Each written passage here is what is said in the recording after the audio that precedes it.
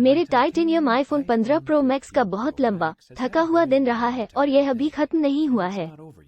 अगर हम एप्पल के नवीनतम टाइटेनियम स्मार्टफोन के बारे में जानना चाहते हैं तो मेरे आईफोन के जीवन का ये पहला दिन भी उसका आखिरी दिन होगा।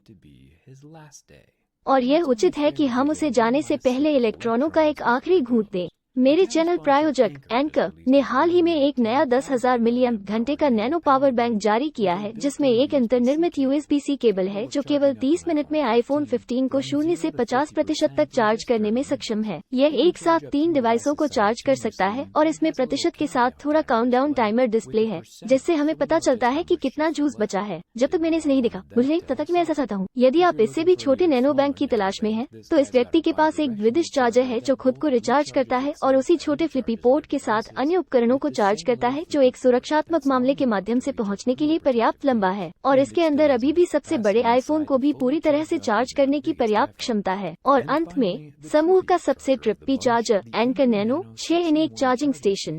इसकी जांच करें। यह न केवल डेस्क या किसी चीज पर सुपर फ्लैट स्टोर करता है ताकि आप USB पोर्ट का उपयोग कर सके, बल्कि जब आप इसे सामान्य प्रोंग डिवाइस में प्लग करने जाते हैं तो यह अवसर को पूरा करने के लिए ऊपर उठता है। मैं लगभग आईफोन के बजाय इस चीज को अलग करना चाहता हूँ। एंकर नैनो 6 इन 1 यात्रा के लिए बहुत अच्छा है, क्योंकि जब आपको इसकी आवश्यकता नहीं होती है तो ये छोटा होता है और जब आपको इसकी आवश्यकता होती है तो ये बड़ा होता है। पिछले 3 वर्षों से मेरे सभी निजी फोन चार्ज कर रहा हूँ और आप विवरण में दिए गए लिंक से सभी चार्जर और उनके रंग देख सकते हैं। अब आधिकारिक तौर पर हमारे आईफोन 15 प्रो मैक्स को अलविदा कहने का समय आ गया है। अलविदा मेरे दोस्त।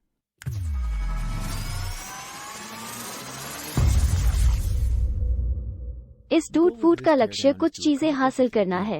1. देखें कि क्या हम फ्रेम के अंदर टाइटेनियम और एल्यूमिनियम के उस अपवित्र जंक्शन को ढूंढ सकते हैं। और 2. मुझे हमारे नए USB-C पोर्ट के पास हटाए गए 2 पेंटालोब स्क्रू के साथ इस नए 5x tetra prism telephoto lens के अंदर देखने को मिला है।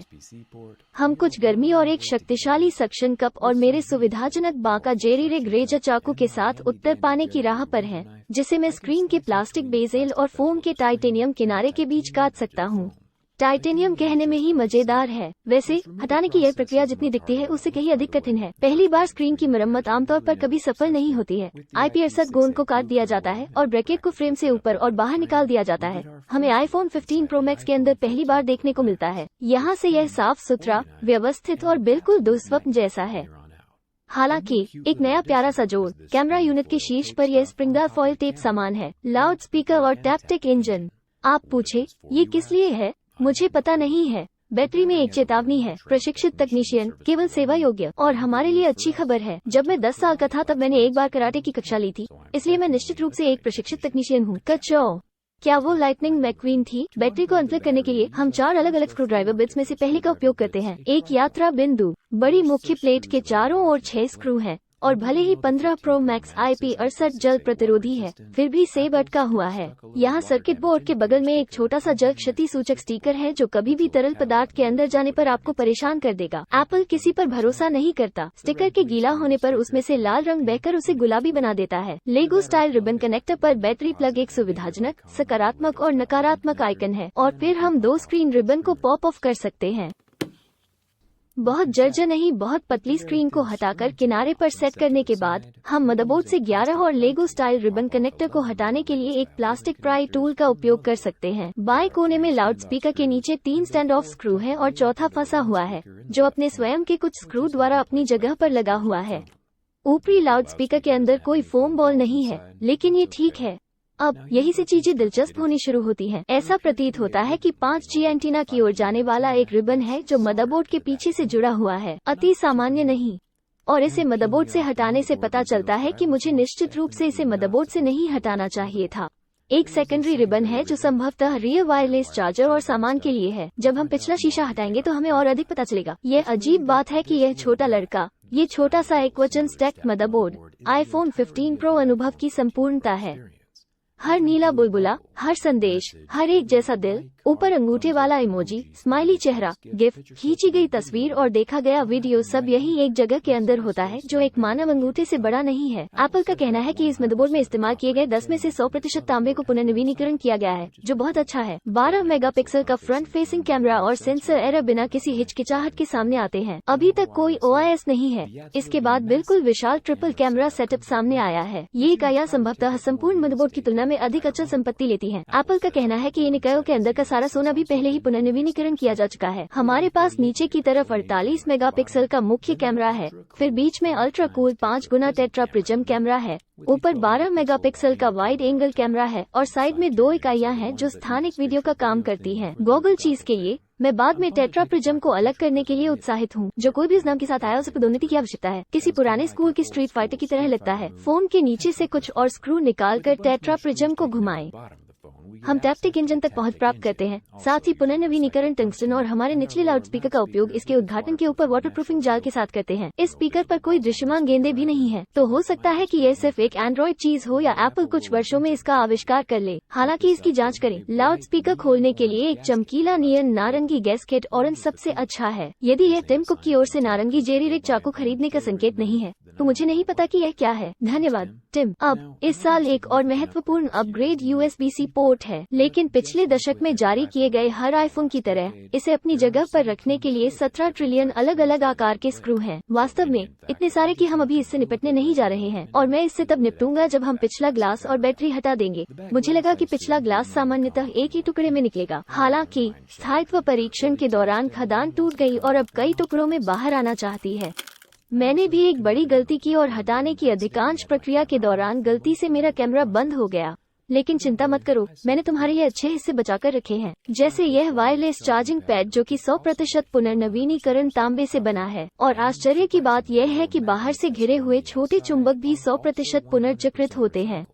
मुझे नहीं पता कि चुंबक का पुनर्चक्रण कैसे होता है। नहीं, मैं समझता हूँ। सबसे पहले चुंबक कैसे काम करते हैं। यदि मेरा बैक ग्लास एक टुकड़े में होता तो संभवतः धातु के फ्रेम को हटाना बहुत आसान होता।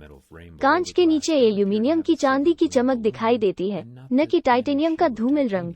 मुझे लगता है कि हम ये पता लगाने के करीब पहुंच रहे हैं कि एल्यूमीनियम कहाँ रुकता है और टाइटेनियम कहाँ से शुरू होता है। ऐसा लगता है कि बड़ी इलाका की बैटरी में जादुई पुल टैब है जो इसे अपनी जगह पर पकड़कर रखते हैं। लेकिन मेरे पास पीछे से पहुंच का एक पूरा चक्र भी है जिसका उपयोग मैं इसे फ्रेम से बाहर और दूर धकेलने के लिए कर सकता हूँ। एप्पल के पुल टैब बहुत अच्छे हैं, लेकिन वे उन्हें बैटरी के बगल में इतना छोटा कर देते हैं जिससे उन्हें पकड़ना और उनका उपयोग करना काफी कठिन हो जाता है। एप्पल 15 प्रो मैक्स में 4441 मिलीएम्प घंटे की बैटरी है जो 100% पुनर्नवीनीकृत कोबाल्ट से बनी है।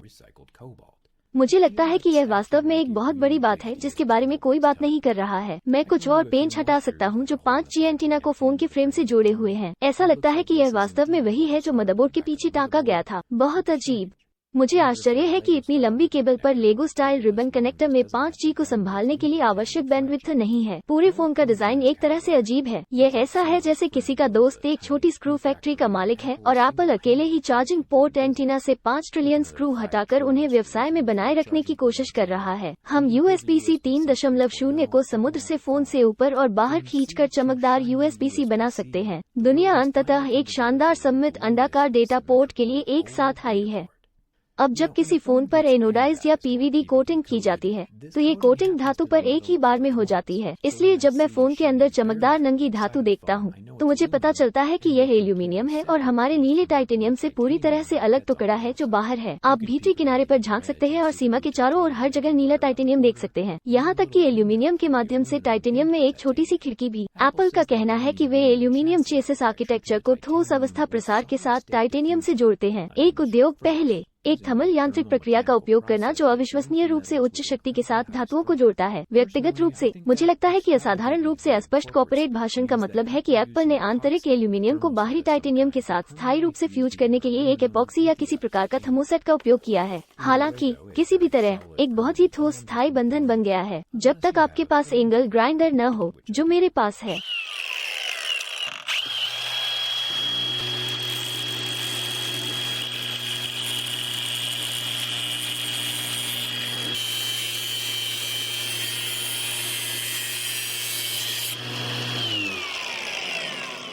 एंगल ग्राइंडर में कोई बंधन नहीं टिकता। हालांकि पर्याप्त क्रॉस सेक्शन प्राप्त करने के लिए हमें फ्रेम को पूरी तरह से आधा काटना होगा।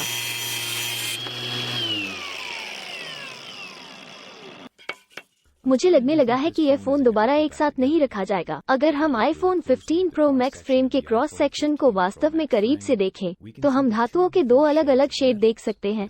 अंदर की तरफ सिल्वर एल्यूमिनियम और बाहर की तरफ टाइटेनियम का सुनहरा रंग। टाइटेनियम की मोटाई बिल्कुल 1 मिलीमीटर के बराबर है, जो मेरे अनुमान के अनुसार हमारे पिछले स्थायित्व परीक्षण वीडियो से ग्रेड 5 की एकल शीट के आधार पर ये है कि प्रत्येक आईफोन 15 प्रो मैक्स में वजन के हिसाब से ग्रेड 5 टाइटेनियम की कीमत लगभग $30 है। यह निश्चित रूप से एक पूर्ण टाइटेनियम फ्रेम नहीं है, बेशक एक टाइटेनियम अलंकरण से अधिक है, लेकिन मैं किसी भी तरह से टाइटेनियम के साथ काम करने के लिए आवश्यक अत्यधिक कौशल और विशेषज्ञता को कम नहीं आंकना चाहता। ये करना आसान काम नहीं है और इस फोन का फ्रेम अभी भी उतना ही उत्कृष्ट है जितना कि इवेंट में हर प्रशिक्षु ने कहा था कि कुछ नया करने के लिए एप्पल को 10 अंगूठे लगेंगे। कुछ नई बात के बारे में बात करते हुए आइए 5x टेट्रा प्रिज्म को खोजने में अपने आखिरी कुछ मिनट एक साथ बिताएं। किसी भी कैमरा इकाई में बाहरी ऑप्टिकल छवि स्थिरीकरण नहीं है। एप्पल मुख्य कैमरे और टेट्रा प्रिज्म दोनों पर सेंसर शिफ्ट स्थिरीकरण का उपयोग कर रहा है। हालांकि मुझे अन्य कैमरों की परवाह नहीं है। मैं ज्यादातर ये देखना चाहता हूँ कि यह 120 मिलीमीटर फोकल लंबाई समतुल्य अपनी प्रकाश किरणों को कांच की संरचना के अंदर 4 बार कैसे प्रतिबिंबित करती है। सभी कैमरे एक ही ठोस धातु के आवरण में स्थित हैं, ताकि उनमें से एक भी स्क्वैमस हुए बिना वे एक दूसरे के बीच निर्बाध रूप से परिवर्तित हो सके। पीछे की धातु टूटने और कैमरे के फट जाने से हमें 3D सेंसर शिफ्ट मॉड्यूल पर पहली नजर पड़ती है। कैमरा सेंसर ही लेंस के ठीक नीचे शिफ्टिंग करता है।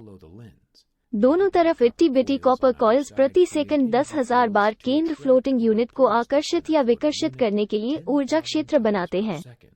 सच्चे स्ट्रीट फाइटर फैशन में सेंसर को हटाकर हम लेंस और टेट्रा प्रिज्म की जांच कर सकते हैं, जो अभी भी मेरे नारंगी जेरी रिग चाकू के रूप में आवास में है। आप जानते हैं कि टिम कुक को जो पसंद है वो लेंस के ऊपर से गुजरता है। हम देखते हैं कि यह टेट्रा प्रिज्म के दूर वाले हिस्से में दिखाई देता है, जो कैमरे के लेंस के सामने संरेखित नहीं है। बहुत बढ़िया, और यही बात उल्टी भी काम करती है। प्रिज्म उत्तम है। आइए गहराई में जाएं। प्रिज्म में लेंस 2 अलग अलग इकाइयां होनी चाहिए। हालांकि वे अभी भी प्लास्टिक के एक ही ब्लॉक में बहुत मजबूती से जुड़े हुए हैं, लेकिन उन्हें अलग करना काफी मुश्किल है। लेकिन अंततः हमारे पास गोल गोलाकार लेंस और आयताकार टेट्रा प्रिज्म 2 अलग अलग टुकड़ों में है। प्रिज्म एक लंबे टेलीफोटो लेंस के रूप में उसी तरह काम करता है जैसे सैमसंग फोन के अंदर पेरिस्कोप कैमरा काम करता है। हालांकि इस आईफोन 15 प्रो मैक्स का सबसे बढ़िया हिस्सा अभी भी टाइटेनियम है। इसका प्राकृतिक रंग इतना अच्छा है। मैं इस फ्रेम को एक्स-रे प्रतिदीप्ति प्रयोगशाला में ले जा रहा हूं ताकि अंतिम निर्णय ले सकूं कि यह किस ग्रेड का टाइटेनियम है। हालांकि मुझे इसका पता लगाने में कुछ दिन लग सकते हैं। और प्राकृतिक टाइटेनियम की बात करते हुए मेरे पास बहुत से लोग थे जो पूछते थे कि प्राकृतिक रंग का आईफोन खरोंचों को कैसे सहन करता है। मेरी पीठ की फटी हुई त्वचा के साथ प्राकृतिक टाइटेनियम अद्भुत दिखता है। ब्रश की फिनिश बेहद साफ है, लेकिन किसी भी धातु की तरह इस पर भी खरोंच लग सकती है और खरोंचें भी आ सकती हैं। ये संभवतः रंगीन संस्करण की तुलना में थोड़ा कम ध्यान देने योग्य होगा, क्योंकि पीवीडी कोटिंग खरोंच को बढ़ा नहीं रही है। टाइटेनियम बॉडी अभी भी संरक्षित रखने लायक चीज है। एक सुरक्षात्मक मामला खरीदना और निश्चित रूप से ultra portable anchor nano charger हमेशा अच्छे विचार होते हैं। विवरण में लिंक नीचे है। देखने के लिए बहुत बहुत धन्यवाद। आपको आसपास पाता हूँ।